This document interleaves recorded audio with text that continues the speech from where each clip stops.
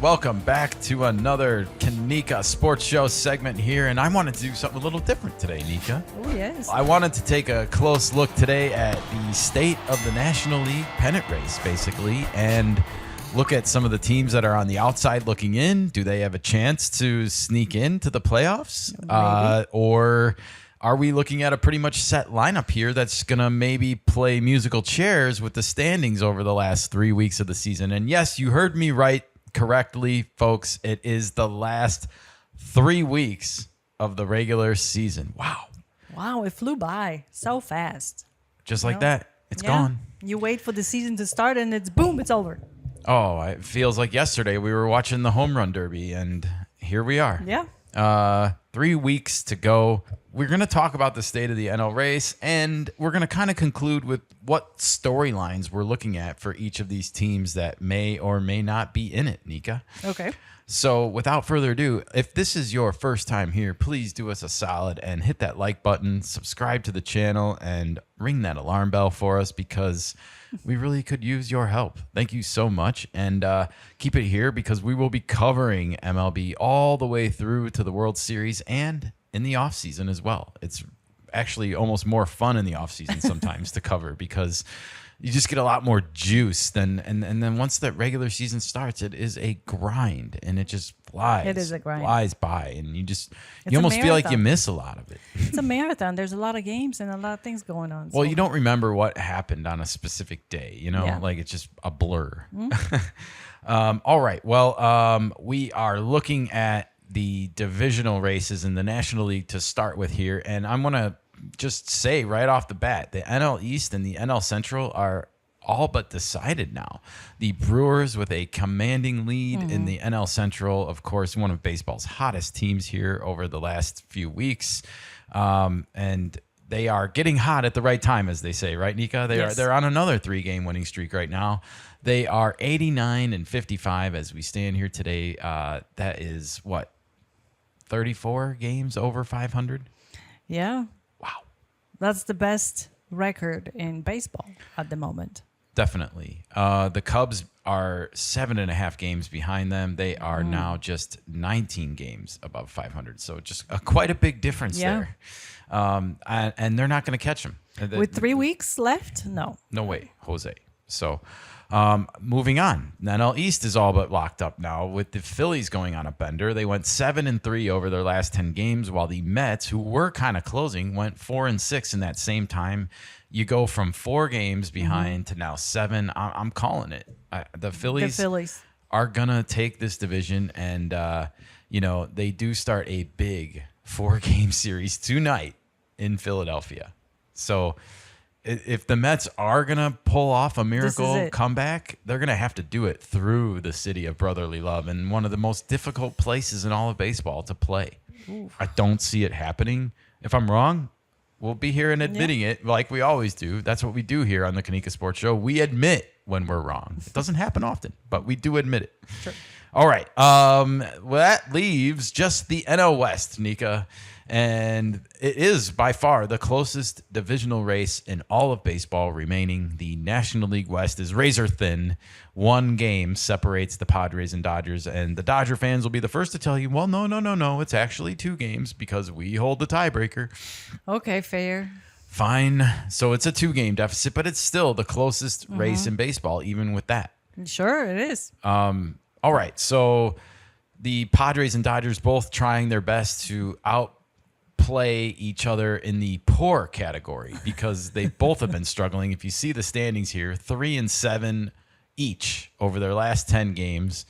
The Dodgers finally snapping their funk of 5 in a row yesterday. They lost 3 straight to the Pirates in Pittsburgh. And then, boy, oh boy, what a crazy finish to that game Saturday. They lost the opener in Baltimore, but it didn't get really crazy until Saturday when Yoshinobu Yamamoto, I think I'm saying that right. He goes 8 2/3, no hit baseball. Yeah. Gives up a solo home run to Jackson Holliday on a really good pitch, by the way. A pitch that was right on the black part of the plate on the inside corner. Jackson Holliday says, not so fast. Hold my beer. Home run. Dave Roberts goes out and immediately pulls Yamamoto. He's at like 107, 110 pitches. And the next thing you know, the bullpen loads the bases. Blake Trinan was the guilty party here, and he got pulled. They gave it up to Tanner Scott, and he gave up a single. And just like that, the Orioles come back down to their last out. That's why you got to play all 9 innings, folks. Yeah. And you should never, ever, ever hug on the mound before it's won. Yeah. Or pass around hugs in the dugout before it's won. It's just a bad omen. You saw the Dodgers doing this.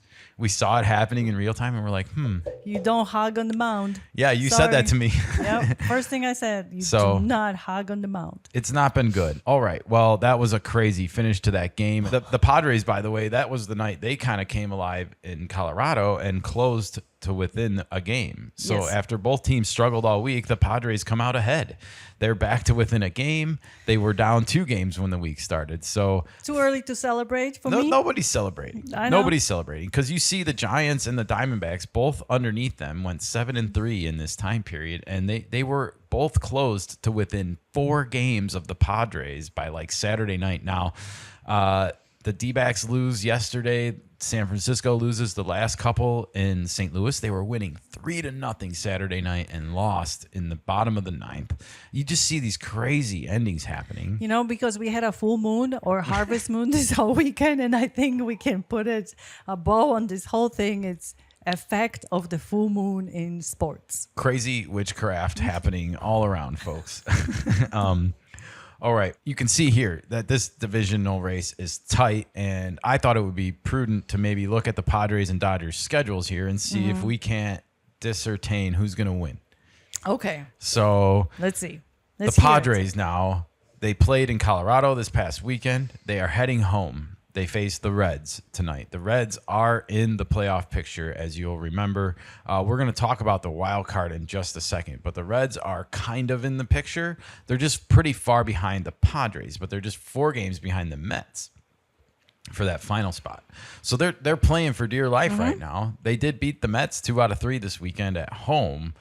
But this is also their second West Coast trip in as many weeks, I think. Like they were just out west, then they went back home for a couple series. Now they're back out west. That's tough. Rough travel for September baseball. And anyways, so they play the Reds. Then the Padres play the Rockies. 4 games at home. They are 7-2 so far against the Rockies this year, and we just have to hope that continues, right, Nika? Because they should beat the Rockies. Ask the Dodgers how that worked out. Well, the Dodgers are going to find out because they play the Rockies tonight, but more on them in just a second. Then the Padres go and play at New York Mets and at Chicago White Sox. The White Sox, by the way, winners of 7 of 8, including a series against the Detroit Tigers and a clean sweep of Minnesota, who just beat the Padres 2 out of 3. So do not sleep on the White Sox, please. They are not what they used to be. They are getting better. And if the season started today, they might finish like around 500. You just, good thing the season is not starting today. Well, I mean, that's no offense to White Sox fans or anything. I'm just saying, like, these teams, we talk about it all the time, but they're not stagnant. They don't stay the same, and it happens a lot more frequently than it used to. The people are getting called up and down left and right.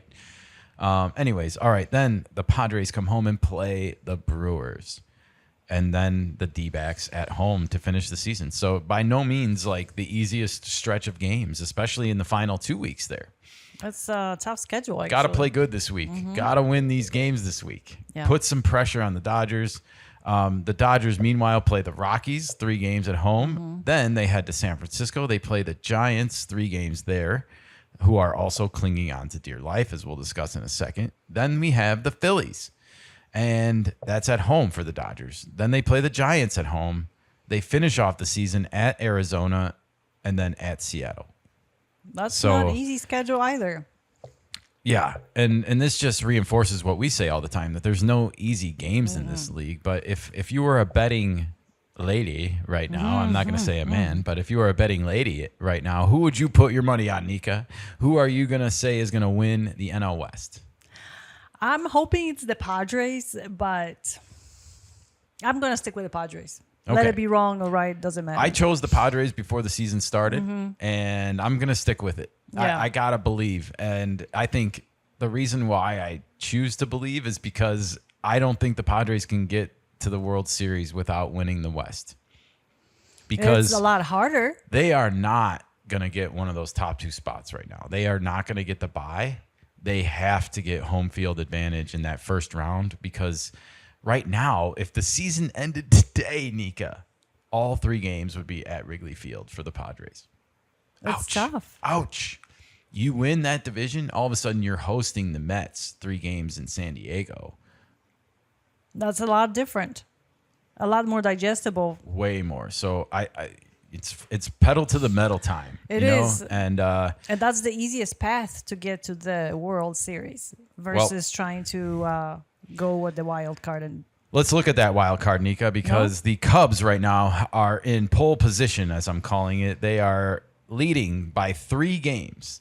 And that's, 2 games more than the divisional race is at this point. So if you're the Padres and you're looking at chasing somebody down, I mean, you're not going to be – beggars can't be choosers. Sure. You got to take what the game gives you, as the Padres always say. But it looks like it would be easier to catch down the Dodgers right now than to catch down the Cubs. And like I said, this is to get home field at Petco Park in that first round, no matter what. No matter what. You want to move on to the second round. Anything can happen more in the second round. But those 3 games on the road are tough. That's a tough obstacle for anybody. Yeah. Okay. So the San Diego Padres are 3 games back of the Cubs. The New York Mets are 5 games back of the Cubs. I don't think there's any chance for them to catch the Cubs. Well, that's a lot in 3 weeks. That's a Yeah. lot in 3 weeks. The Dodgers and Padres are way closer, like I said. Cincinnati now, 4 games back. San Francisco, 4 games back. Arizona, 4.5 games back. St. Louis, 4.5 games back. Normally, I would say these guys are way too far away from each other, but we got to look at some schedules here, Nika, because they play each other a lot. Let's start with the Cubs. The Cubs play at Atlanta starting tonight, but then they play Tampa Bay at home. Then they play at Pittsburgh, at Cincinnati, the New York Mets, and the St. Louis Cardinals to finish the season. If you were not paying attention, 3 out of those 6 matchups are against teams we just talked about as possibly having a chance. So mathematically, a lot of movement can happen here right now. The Mets play Philadelphia 4 games tonight. We talked about that. Then they play Texas, San Diego, the Nationals, who just won 2 out of 3 at Wrigley Field this weekend. And then they play at the Cubs and at Miami to finish the season. If you ask me, that's one of the hardest schedules I've heard yet, because we know Washington's tough and has good hitters, James Wood, C.J. Abrams, Robert Hassel III. We know Texas is fighting for a spot in the AL wildcard race. San Diego's fighting for positioning right now. The Cubs and Miami is not an easy out right now. We've seen them be disruptive since, June? Since the All-Star break. Since they basically started, 10, 15 games under 500, they've been one of the better teams in baseball. And so no easy road for the Mets. Now the Reds play at San Diego, which is a tough place to win. We know this from following the Padres. The Athletics, they play at the A's, so they have to go play the A's are one of the top 10 teams in baseball since the trading deadline or since the All-Star break. Yeah. Okay. Either way, one of the toughest teams right now, and you have to go play at their place in that minor league ballpark where they can just hit bombs. They can hit home runs, and that's what the A's do right now. Then you have to go to at St. Louis. Then the Cubs, then Pittsburgh, and at Milwaukee to finish. The Reds have a tough schedule. There's no easy schedule. Every game matters at the end. If you're trying to push for a wild card spot, every game matters. Oh, yeah. I'm just pointing out how funny it is that these teams play each other so much, because we haven't gotten into the juiciest stuff yet. The Giants have Arizona and then the Dodgers at home this week. Ouch. Next week, they play at Arizona and at the Dodgers. So a double dose of NL West action for the Giants. And division. And by the way, the Diamondbacks and the Dodgers were 2 of those teams we just mentioned. And the Diamondbacks are alive, technically. Then they play St. Louis at home and Colorado at home to finish the season. So St. Louis again. So 5 out of the 6 series are against teams that are alive in the wild card and the National League West race. They're going to have implications. The D-backs, we mentioned them. They're at San Francisco, then they're at San Francisco. I'm sorry, they're at San Francisco, then they're home against San Francisco next week. In between there, they play at Minnesota. They got to travel all the way to the central time zone and then back west. Then they play Philadelphia at home. And I want to remind people, Philadelphia and the Diamondbacks have some bad blood that goes back to like the playoffs in 2023 when the Diamondbacks went to the World Series. And then the Phillies and then played at home, and they had some turmoil. I remember Terry Lovolo getting ejected from a game. Balls were being thrown at batters. So there's some bad blood there. Then we have the Dodgers at home for the Diamondbacks, and then at San Diego to finish. So certainly 5 out of the 6 series are against teams we've been talking about. And then the Cardinals at Seattle, at Milwaukee, Cincinnati at home, Milwaukee at home, at San Francisco, and at the Cubs. Basically, all 6 of their remaining series are against teams that are fighting for playoff spots right now, if you count the Mariners. We're not talking about the AL right now, but it's worth noting. The Mariners are the final wild card spot in the AL right now and hanging on by a very, very thin thread against the Kansas City Royals. So, Nika, having said that, we got some major storylines happening down the stretch here that we need to talk about. And one is how is the Dodgers' health going to impact this race down the stretch? Because they're supposed to be getting Max Muncy back. They're supposed to be getting Tommy Edman back, and that's going to allow them to start moving some pieces around with this team and making it stronger. Teoscar Hernandez has been horrible in right field for them. He's costing them runs in games, and they want to move him to left. Tommy Edman going back to center field and Andy Pages going to right field will allow them to do that. So, and then getting Max Muncy back in the middle of their lineup, you know, he's a guy that has a lot of pitches in his at-bats, so that will help them. Now, Tyler Glasnow is suddenly hurt again. He was scratched from his last start with back tightness, so that's not going in their favor. They have also issues with catcher and Will Smith right now. He took a foul ball off his hand. They're delaying putting him on the IL. It'll be really telling today if that happens, if he goes on the IL, because they are also without their backup catcher, Dalton Rushing, one of the top prospects in baseball, because he took a foul ball off his own shin when he was batting the other night. Now they're on like the 3rd string catcher from the minor leagues, and if they have to ride with that down the stretch, that could impact pitching. That could impact, you know, just that bat in the order not being nearly what Will Smith gives you, let alone Dalton Rushing. So, Padres. Michael King is supposed to be coming back soon. We don't have a starter listed for Tuesday's game against Cincinnati. All signs are pointing to him taking the mound again. I'll be watching very closely. The Padres need Michael King down the stretch. Do you agree? Absolutely. So hopefully we see him on the mound Tuesday, because like I said, there's only 3 weeks left. If he's not pitching Tuesday, then when? And is he going to have enough time to even get us anything before the playoffs start? Yeah. All right, the Mets. They are right in the middle of all of this, and as they've been doing so, they demoted Kodai Senga. They sent him to AAA, and instead they're riding with 3 young arms: Brandon Sprout, I think that's how you say it, Sprout, Nolan McLean, and Jonah Young. So welcome to the show, kids. I've never really heard of you guys, and I think you have a small advantage right now because a lot of players haven't faced you recently. But that will only last so long, and it certainly won't fly in a playoff series. So we'll see what happens with the Mets. The Cubs have a closer problem, Nika. They lost their closer yesterday. Yep. He went out with an injury, and oh, by the way, he blew the game before doing it. They also have a problem with Kyle Tucker right now, who has a left calf strain, and Pete Crow Armstrong has a right knee contusion, a bruise, basically. And they're all questionable. Well, the Palencia is probably out for the year, so the Cubs might have to figure out something with their closing spot. Good luck with that one. But meanwhile, I don't know how far the Cubs get without Kyle Tucker and without PCA, being healthy, because their offense has been anemic.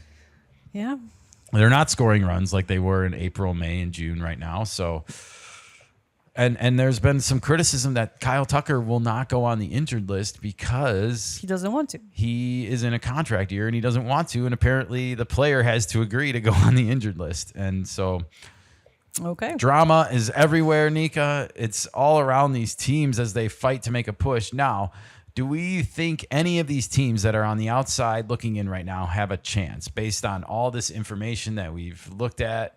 We looked at the teams that are in contention right now pretty closely. The teams on the outside, we looked at their schedules. We looked at the schedules of the teams on the inside. Does anybody have a chance to play spoiler here? Or is it going to be Mets, Padres, Cubs, and Dodgers? Just we don't know the order yet. The other teams do have a chance. Out of all those teams, would you put one team as one to watch for more so than the other? Not really. Not really. I don't have a preference, but they all can do it if they put their best foot forward. You know, they don't suffer as many injuries as the Cubs maybe, or the Padres or the Dodgers. Well, And how I'm going to hungry just are say a word of warning to everyone. Do not trust the snakes. Don't trust. We've seen it so many times. They came back, what, 6 days? They beat the Cubs 6 times 2 years ago to make the playoffs the year they went to the World Series. They weren't even in the wild card race when it started. I know. The things can happen really fast and they can change. They can. So I just want to throw that word of warning out there. You know, D-backs scare me a little bit. And the Cardinals, I just PTSD from my childhood growing up a Cubs fan. You know, I never trust the dirty birds, as I call them. No, well, Scary stuff. we got 3 weeks to wait. No easy games. Nope. It's going to be an exciting final 3 weeks. And let us know who you think is going to be the final playoff picture. Who do you think is going to win the NL West? What are the first round matchups going to be when October 1st comes along?